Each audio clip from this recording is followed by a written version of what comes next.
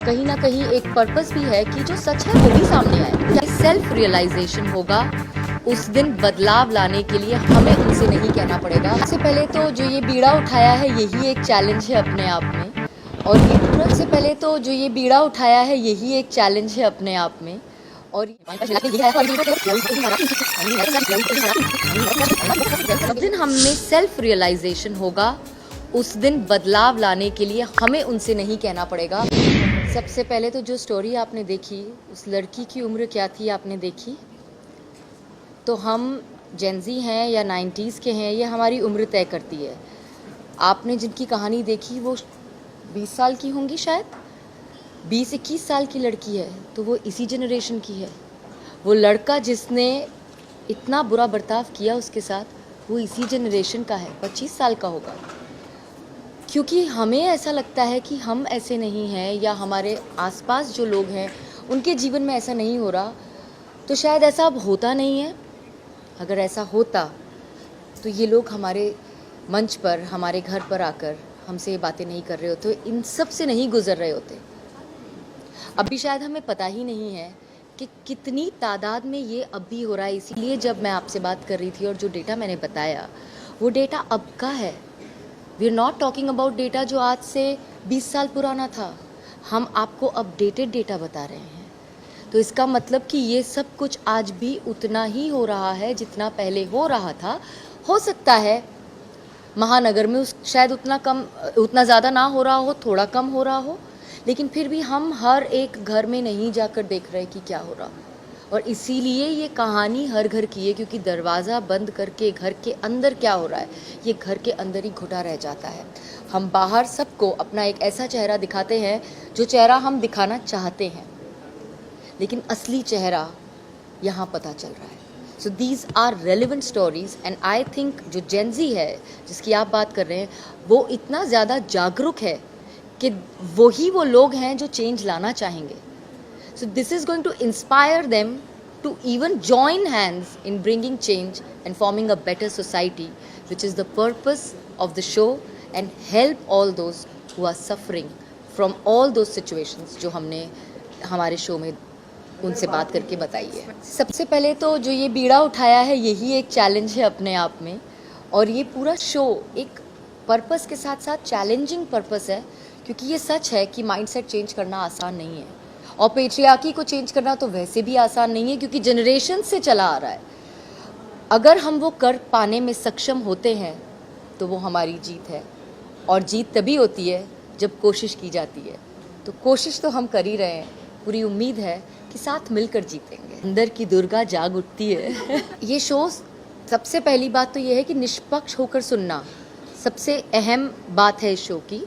और जो सही है वो सही है, जो सही नहीं है, अगर वो औरत है या मर्द है उस पर डिपेंड नहीं करता है। जब आप ये शो देखेंगे तो आपको पता चलेगा कि कितनी सच्चाई ऐसी है जो बात करते करते सामने आती है, और कई बार पलड़ा बिल्कुल पलट भी जाता है। और यही हमारे शो का कहीं ना कहीं एक पर्पस भी है कि जो सच है वो भी सामने आए। ज़रूरी नहीं कि हमेशा जो दर्शाया जा रहा है वही सच है। So yes, you are right, there are times जब कहानी बिल्कुल पलट जाती है। इसका जवाब मेकर्स दे सकेंगे। शुरुआत हमने हमारे घर से की है। रियल लोकेशन पे मैं ये कह सकती हूँ कि वो उनका वो घर है जहाँ उन्हें कोई सुन नहीं रहा, लेकिन हमारा मंच वो घर है जो उनका दूसरा घर है, जहाँ उन्हें सुना भी जाएगा, समझा भी जाएगा, और पूरी कोशिश की जाएगी कि वो जो भी उम्मीद हमसे लेकर आए हैं हम उसे पूरी कर सकें। तो शायद हम वहाँ जाकर वो ना कर पाते जो वो यहाँ आकर कर पा रहे हैं, एक ऐसे स्पेस में आकर जो कम्प्लीटली नॉन जजमेंटल और अनबायस्ड। कहते हैं ना, मैनिफेस्टेशन, जब आप किसी चीज़ को दिल से चाहो, शिद्दत से चाहो, तो कायनात उसे आपकी गोद में लाकर दे ही देती है। ये शो मेरा मैनिफेस्टेशन है, ये शो मेरा पर्पस था। और ये मैं यहाँ इतने कैमरास के सामने इसलिए नहीं कह रही हूँ क्योंकि आज मैं इस शो के प्रेस कॉन्फ्रेंस पर आपसे बात कर रही हूँ। ये सच है, मेरी टीम का एक एक इंसान इस बात को जानता है। मुझे गिनती याद नहीं, मैं इतनी बार ये बात उनसे कह चुकी हूँ कि ये वो शो है जो मैंने मैनिफेस्ट किया है, क्योंकि मैं सालों से चाह रही थी कि मैं किस तरह से सामने से उन लोगों की मदद कर सकूं, उन औरतों की मदद कर सकूं जो मुझ तक रीच आउट करती हैं सोशल मीडिया के ज़रिए, मुझे अपनी प्रॉब्लम्स कहती हैं, जैसे आपने कहा पसंद करते हैं, कई इंस्पायर होती हैं, कई कई ऐसी औरतें जिन्हें लगता है कि मुझ में स्ट्रेंथ है, वो स्ट्रेंथ उनमें कहाँ से आए। और मुझे लगता था मैं ऐसे एक एक इंसान को कैसे ढूंढ के मदद कर सकती हूँ, मैं क्या करूँ उनके लिए, मैं उसके रास्ते ढूंढती थी। मैंने अपना एक पॉडकास्ट भी किया था शीरोज़, वो भी इसी लाइन्स पर था, अपने चैनल पर किया था, जिसमें मैंने सोशल मीडिया चैनल पर, जहाँ मैंने उनसे बात करने की कोशिश की थी, समझने की कोशिश की थी, पर कहीं ना कहीं मेरे मन में चल रहा था कि मैं क्या करूँ जिससे मैं उनकी मदद कर सकूँ। एंड सच में क्योंकि मैंने अपने आप को इस शो से अलाइन किया, ये शो कहीं ना कहीं मेरे लिए ईश्वर बना रहा था, और जब मैं तैयार थी इस शो को होस्ट कर पाने के लिए, तब उन्होंने ये शो मेरी झोली में ला कर दे दिया।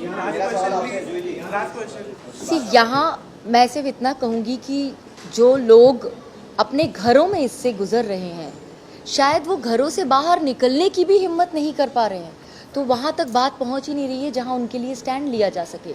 ये पहली हिम्मत है उनकी कि वो हमारे घर आकर, हमारे शो में आकर हमसे बात कर पा रहे हैं।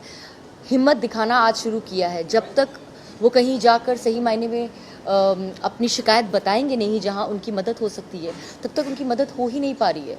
तो ये कहने की हिम्मत ही दे पाना हमारा पर्पस है। क्योंकि मैं वहाँ मौजूद नहीं और क्योंकि मुझे नहीं पता कि उन्होंने वहाँ जाकर क्या बताया और सामने वाले ने क्या एक्शन लिया, मैं अगर उस पर कमेंट करूँगी तो मैं बायस्ड हो जाऊँगी, और मेरा सबसे पहला धर्म है अनबायस्ड रहना इस शो के लिए भी। देखिए, मुझसे मिसबिहेव तो किसी ने अभी तक नहीं किया है, लेकिन लोगों की नाराज़गी ज़ाहिर होती है क्योंकि उनके सामने वो लोग बैठे होते हैं जिनसे उनकी नहीं बनती है। ये जो सवाल है कि क्या लोग आए या नहीं आए, ये मुझसे बेहतर वो टीम बता सकेगी हमारी जो उनसे डील करती है। लेकिन हाँ, शो पर आकर लोगों के असली और सच्चे रंग ज़रूर सामने आ जाते हैं। इसीलिए हमारी कोशिश ये है कि हम जड़ तक जाएं, उन्हें समझें, और जो हम बार बार कह रहे हैं बात ज़रूरी है। अगर आप सतह पर रहकर कोई भी चीज़ करेंगे, बदलाव नहीं आएगा। बदलाव तभी आएगा जब आप सामने वाले को ये रियलाइज़ करवाएंगे कि वो जो कर रहे हैं वो गलत है, या वो सामने वाले को कितनी तकलीफ़ दे रहा है। जिस दिन हम में सेल्फ रियलाइजेशन होगा, उस दिन बदलाव लाने के लिए हमें उनसे नहीं कहना पड़ेगा। जब वो रियलाइज़ करके जाते हैं वहाँ से, तो इसकी हम उम्मीद भी करते हैं, और कहीं ना कहीं हमें विश्वास होता है कि जब वो वापस जाएंगे ना, तो उनके दिल में वो बदलाव का अंकुर तो हमने कहीं ना कहीं कहते हैं ना, उसका एक सीड बो दिया है, और वो आगे जाकर असर दिखाएगा ही, इसका हमें पूरा विश्वास है। अभी तक तो जो भी मोल्ड किया है वो डेफिनेटली उसका पूरा क्रेडिट हमारी टीम को जाता है, और इसके आगे मैं उम्मीद कर सकती हूँ कि ये जब शो औरतें देखेंगी और उन्हें नज़र आएगा कि किस तरह से उन्हें समझा जा रहा है, वो खुद सामने से आएंगी। और जैसा मैंने आपसे कहा कि जब से हमने ये हमारा हेल्पलाइन नंबर स्टार्ट किया है, कॉल्स लगातार आ रहे हैं। तो अभी तो शो शुरू नहीं हुआ है, जब लोग एपिसोड्स देख लेंगे तब आई एम श्योर कि एक और हेल्पलाइन नंबर ऐड करने की ज़रूरत पड़ जाएगी।